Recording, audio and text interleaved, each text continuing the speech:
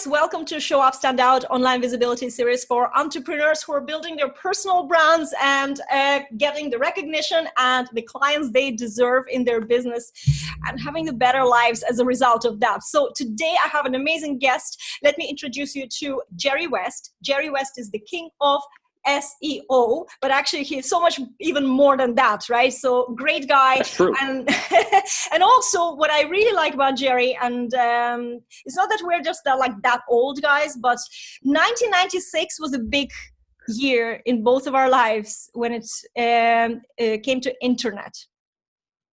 1996 is where you started your web design.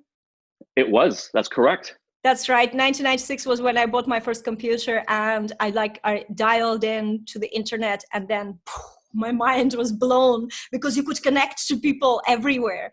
And the old dial-up days. Yeah, little did we know we're going to end up here now in 2020 talking about, how we're taking over the world with the internet and connecting to people and the rest. What is your background? SEO obviously has become a huge thing in your journey, but what is your background, Jerry? Oh, the background was, before I got into SEO, I was a software tester. So that's where I get a lot of my testing knowledge, which laid perfectly into SEO.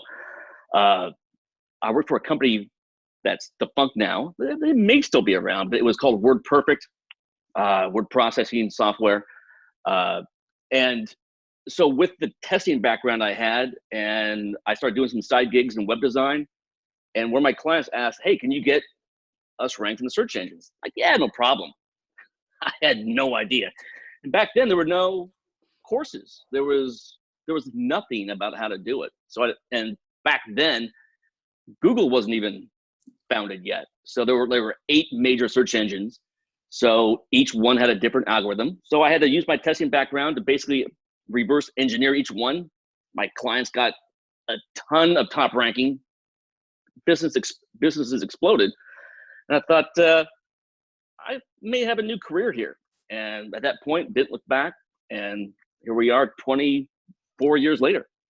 What was your favorite search engine before Google took over? Oh, it's called Hotbot. In fact, Hotbot won the best search engine 3 years in a row until Google landed. And then wow. Google got this nice little partnership with Yahoo and became Yahoo's search provider. That happened in 2000. And once that happened, Google just took everything over. I remember when they just started and you'd kind of like check it out. It's like, oh no, that's not serious. I used to use, I think it was called Hasta La Vista. Alta Vista. That was a great search engine. Yahoo bought them. They bought a search. It was a paid search called GoTo, which then became Overture. But yeah, Yahoo was going through and buying search engines left and right. And they passed. Google offered to sell, and Yahoo decided to pass. Instead, they just, we'll let you be our secondary search. And that was probably the biggest bad move ever that Yahoo's done. That's true. That's true. Now they regret that. But well, look, they're not doing too bad. Could be worse. But yeah, it was brilliant to watch Google. But we're not going to talk about Google on this, guys. We just want to talk about the traffic, the right traffic, going to the right offer at the right price point. With your background, obviously you've tested so much to figure out, is there like a silver bullet to this? How do you find out? How do you, like, is there somebody who is running their business or starting their business and they just want to have this perfect combination? How can they get there? Well, there is no silver bullet. There is no perfect combination that you can just send out and say, this is what's going to happen. It does come down to testing because everyone has a different offer, a different price point, and different designs.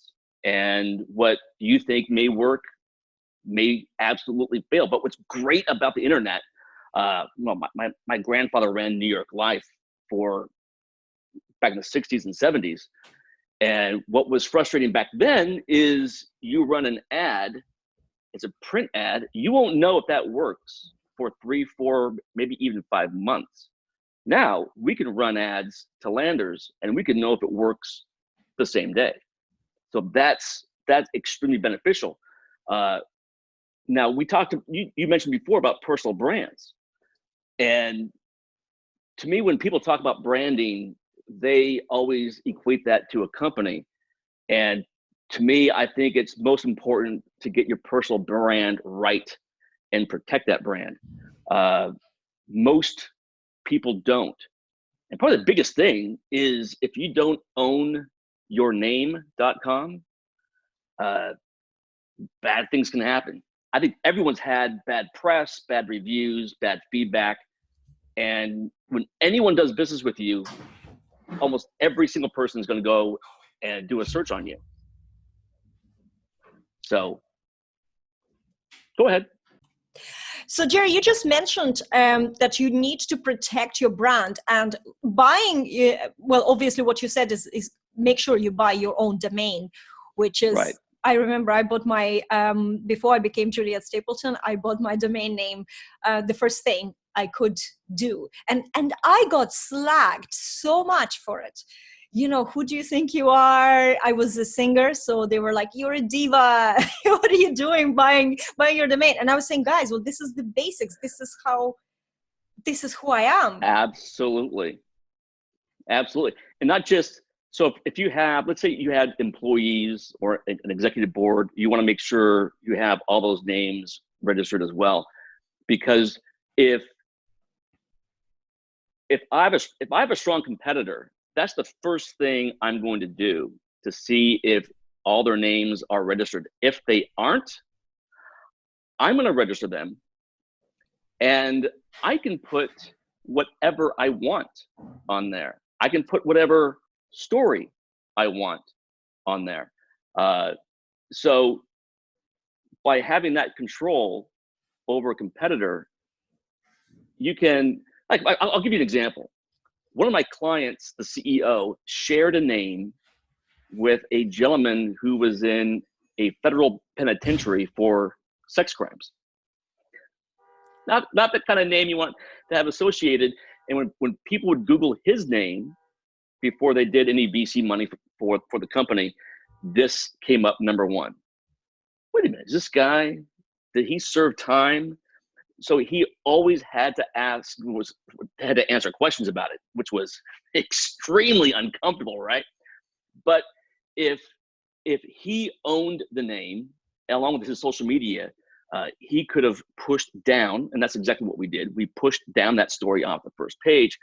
So now the story that's being told about him is the one that he can control.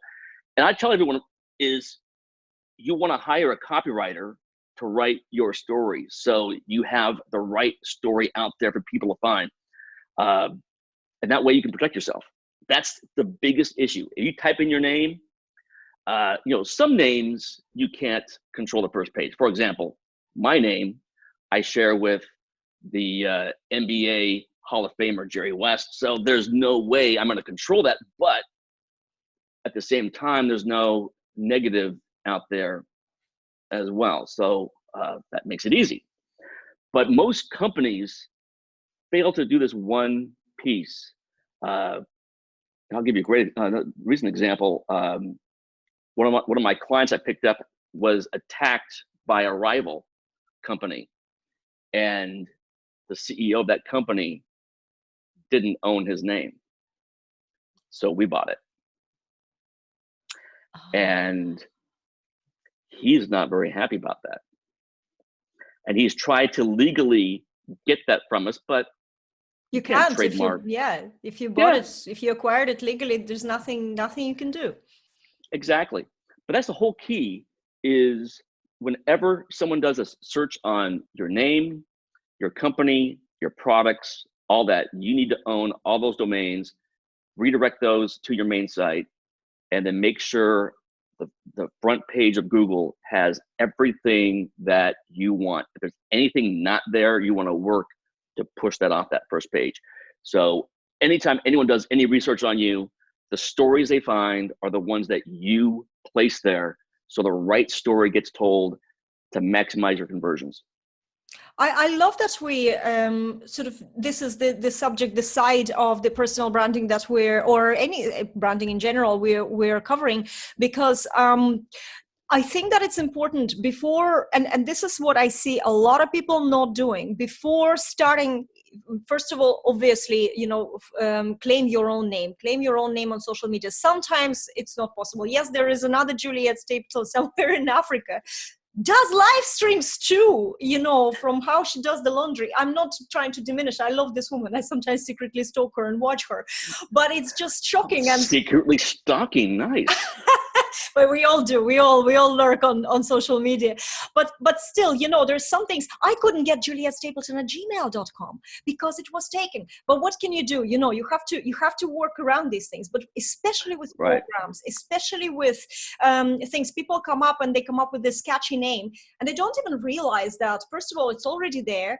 It's already probably trademarked, so you have to be careful as well, because you don't want to build something and then end up with rebranding everything just because you didn't search. And this solution to this whole thing is that before you start anything, even Google your own name, what comes up? You have to know what comes up. Absolutely. And then from that point, control it. Like, for example, the woman that you share the name with, that can be a problem. But again, when you type your name into Google, all those positions you need to control. And it's really simple. Just do campaigns to your social media. So it will then, your social media account will then rank in Google for your name.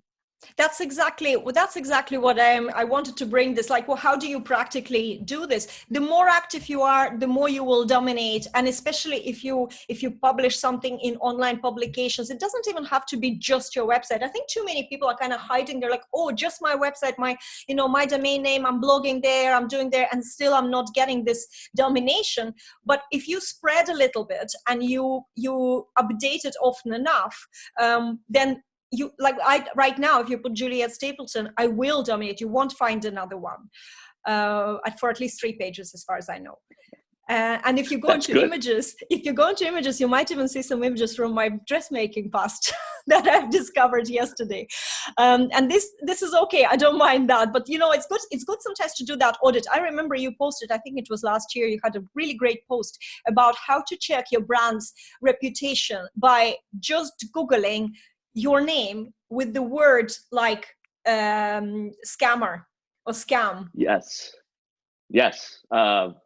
Your name, reviews, scam, ripoff, all those things. See what's being posted, because if someone even your product name and then scam, a whole world will open up on what's been said about you, and that you're not controlling the conversation. And you've got to control that conversation and realize not everyone's going to love you, and that's okay. The key is to make sure that the right story is being told. And what we've done is, if there's a piece of negative press, that's fine, because here's my main issue. If someone has nothing but 5-star reviews, I'll be very skeptical of that company, because no company can please everyone. But if there's something negative and you respond to that in a timely manner, that says a ton about the person and the company. So that's actually a good point. I even do that on TripAdvisor reviews. I always go into the bad reviews, and then I see whether they're just like somebody sour, person who just likes giving out, and how did the company respond to that. Gives me a good idea. Same with anywhere. And I really think that there's a lot of companies which who don't have I don't agree with customers always right policy, but I do think that we need to have a policy that we're all humans and we can make mistakes, and we can take responsibility for the mistakes we've made and try and make it better, and have that kind of human approach. But yes, what you're saying is that there's a lot of things. What I was thinking, just to even tie it up with what you've said earlier today, is to do your own brand audit and to see if there's somebody sharing a name with you that has bad reviews. that can affect you as well. Yes, again, absolutely. And just going back to your previous comment about the customer is always right. I hate that saying because especially if a customer quotes that, you know they're going to be a customer from Run. hell. Yes. Run as fast as you can. So I came up with a new little saying. I'm sure I'm not the originator of this, but it's the right customer is always right, and the wrong customer is always wrong. And I never hesitate to tell a customer, hey, hit the bricks. You're gone. We have no need to even do business with you because they're completely horrific. Hey, go to our competition instead. Just go. Yeah, it's like you can't please everyone, and you do what you can, but you don't. There's so many people out there trying to get something for free. Yeah, that's true. A ton. I mean, I've seen in my travels overseas, I've seen people take dead insects out of their pockets and put them on their 3/4 of the way eaten meal, and then complain the waiter and get that for free. I mean, there's those people exist, and you just don't want to do business with them at all. Of course, it always comes down to personal integrity. In my experience, we are just opening now the door to a huge conversation, and one of my favorite nightmare clients, and how not to ever work with them, because and that's totally my fault, but there was a period in my life for about 5 years where most of my clients felt like nightmare clients, and some of them were truly nightmare clients. So they affected how I felt, low self-esteem, everything. And bending backwards for people who don't appreciate you, who don't understand what you're doing, or have no interest into even understanding the value that you're bringing to their businesses, while you're actually growing their businesses and making more impact than they do. In a way, sometimes it can be really terrible, but you have to be able to distinguish to yourself that you're working still with people, and whatever they're doing to you, you don't have to bend backwards, because they're disrespecting your boundaries, they're disrespecting who you are deep at the core of it. And so this is now the question of, do you deserve to have these people in your life, and not about the money or the business or anything else? Yeah, it's all about respecting yourself to draw that line and say, nope, we're not going any further. This is it.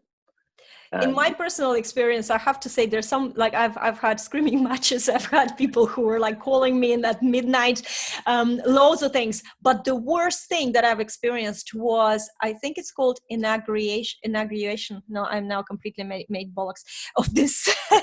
It's basically when you use flattery to get favors. And that's the most insidious type of client, because they will go past the contracts and past everything that was agreed, just because they're using flattery. They're using how amazing you are, how amazing, what impact they make in your life, in their lives, so you can do something for free, and and that free can be huge.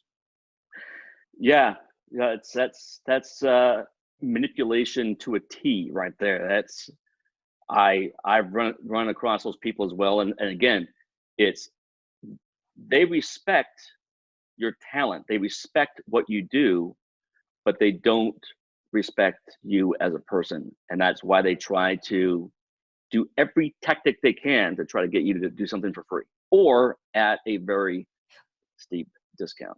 That's right. And you know what, to just even tie it in with what we were talking before, when you're building and bulletproofing your brand, when you're telling the story the way you want people to hear your story, when you're positioning yourself, maybe you are getting published, you're building your authority, there is less and less opportunities for people, first of all, for people to manipulate you. But I think it gives you so much more personal confidence to not ever put up with this. When you Absolutely. when you Google your own name and you see all this, domination, and that gives you so much more confidence as well, because you are making a difference in your own life first, and the way people recognize you first. I think this is why I really love the personal branding approach to anything, because it's self-empowerment. Exactly. Now, and why you want to bulletproof it? Let's say your little situation with that one client, and they're so upset you won't do it for free, they say, oh, I'm going to write a horrific review and get that on the first page of Google. You're like, go for it. Because since you bulletproofed it, they're not getting it. That's so true. The funny thing about that review that you posted last year, because I went straight away, I was like, okay, I need to check it out. Juliette Stapleton, scam. And my own article comes up as on the first link. And this was the article I wrote about the cold email prospecting, for like your website is not ranking for the main keywords. And I remember writing an article, breaking it down, because every one of the clients that I worked with at that stage was falling for these emails. That's the kind of other way that you can twist. People still do. People still fall for them. Well, I think that comes down to education. And I understand, a lot of people run businesses and they're not technical. They don't understand really the whole digital part, the whole of the SEO part. They just know it needs to be done. They don't understand what it is. So they get really frustrated. But it's just in general, what I was kind of getting at here is that you can twist that. You can, if you want to associate your name with these words like scam, bad reviews or something, just actually write an article, present yourself as an expert who creates content about this. And chances are that this is going to come up before the actual bad reviews. What do you think? Oh, yes. In fact, that's a good idea. What you could even do, I'm not sure if you did this, but in your title, the main title of your blog post could be, Juliette Stapleton, scam proof your business. That could be the title. And because that also includes scam, if someone types that in, boom, that's what's going to come up. That's it. How to deal with bad reviews, how to do this. So you can it's like handling objections in a way, but you're just handling you're kind of managing your reputation and manipulating it. We're using this word now, again, but in a good way. So there's a lot of takeaways. Let's summarize our chat today. So basically what we were saying, how do you make sure that, bulletproofing is the word, really. You register your domain into your own personal name. Even if your company is not into your name, you register your name. You register, you claim all the social media profiles with your name and the names of all the top managers, CEOs, anyone who is involved in your company as well, just so you have control over that. Exactly. You make sure that you don't register your program names unless there's nobody else is doing it, and then you buy those domains and claim those social media handles, right? So the next step was you can also manipulate with your content and create content with these dodgy words that people might be looking for you, just in case there's somebody in the world with your name. Maybe you don't have bad reviews. I don't have bad reviews. Actually, I just realized. So good luck with searching for them. But anyway, so I can still write a few articles just in case. I never had bad reviews, but I had a death threat on my business page, which I found very funny for some reasons. What'd they say, and what was the issue? I think that there was some person who did befriend my personal profile. They were clearly not well, so I blocked very easily. I have a very long block list. But then they posted on my business page something like, when this bullet hits my head or something, I'll be thinking about you, you skinny bitch. and something that as well, that whatever they did was, it was like the Bodyguard, you have everything, I have nothing, that kind of, and so I checked it out and I missed it. I don't have attention to details, so I completely missed it. Months later, I saw it and I said, so you're alive then. I replied to it, screenshot it, and had a great laugh on my profile about it. So that's how I deal with that's how I deal with haters. I don't think that there was any, it was really a troll. But I find that the more trolls I am not a polarizing person, so I don't get a lot of people who are really trolling. I've seen people with real polarizing personalities, influencers, and getting trolled. I never experienced that really. So I find it very, very funny when somebody does it. I don't get really upset because I don't take it personally. And that's one of the things you can do it. But then, you have to have a line. You have to have a line because you don't want to come across as, you're insensitive as well to some people, I suppose. Have you ever dealt with trolls? Oh, all the time. Yeah. Fortunately, I've got a very good following, so a lot of my followers will step in and deal with it. But usually just a nice comeback or two, and they get put in their place and move on. That's actually, it's good that you mentioned just move on, because a lot of people, their reservation about using even social media actively, building their personal profile, is this thing about you don't know who's there. There could be angry, scary people out there. How to deal with that? Just move on. I think I just delete the comment and block them if I have to, and move on. And pretty much that's it, and grow thick skin. Jerry, thank you so much for being my guest today. And I think that there's lots of very actionable advice as well. So at whatever level you are, guys, if you're just starting or if you already have a company, I think we've given you so many tips how to bulletproof your brand. And don't be afraid to show up as who you are, because that creates amazing opportunities in this world of internet, and you meet awesome people like me and Jerry. We just met through this internet, the world of internet, and it's absolutely awesome. Jerry, where can people follow you, or find out more about you if they want to follow your profiles? What's the best place? Twitter handle is Jerry West SEO, and best place is jerrywest.com. I preach. I do what I preach. So yeah, real easy. Very good. Guys, we will see you in another episode of Show Up, Stand Out. Get in touch with Jerry if you fell in love with him just like I did. And if you like pizza with chicken and jalapeno, because, this is like one of the best pizzas that... Absolutely. Yeah. So anyway, I hope you got the hint. Guys, I will see you next week. And for now, go today and check out your online reputation by just Googling your name, your program name, see what comes out, and start fixing things or start adding and bulletproofing your brand. We'll see you later. Bye.